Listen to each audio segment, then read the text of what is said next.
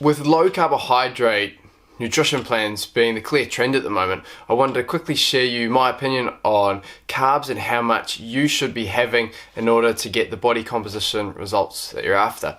So as I said, a lot of people go in the direction of going, how low carb can I go?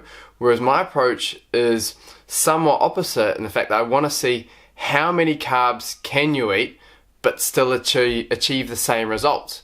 So I think about it as a carbohydrate continuum, and some people might be at the far end of this continuum where they can have lots and lots of carbohydrates, 300, 400, 500 grams in a day, and then at the other end of the spectrum there's those that can only tolerate, say, 20, 30, 40 grams of carbohydrates over the course of a day. Otherwise they notice that they start to put on body fat, feel lethargic, their digestion slows. So the question is, where do you sit on this continuum? Well, let's think about it when you were, say, 15 years old. I bet you that you ate loads and loads of carbs, and think about sandwiches, muffins, biscuits, lollies, whatever you can think of, and think about what your body composition looked like then. You're probably quite lean, or leaner than you are now, compared to maybe you're 30 years old now, or 35 years old, and you're trying to eat a lot less carbohydrates than you did then, but you find as though you're putting on body fat. Well, I mean, that's to do with this carbohydrate continuum, because you can't compare yourself to the old you or your friend or your family or whoever you want to compare yourself and see what they're doing and think that that's going to work for you. So when we think about this continuum, to start off with, you need to, what I like to do with my clients is kind of start at ground zero.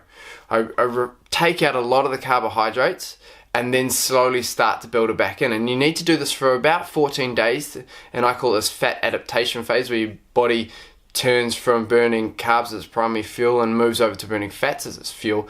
And then I start to bring carbohydrates back into the diet and just monitor and see what happens.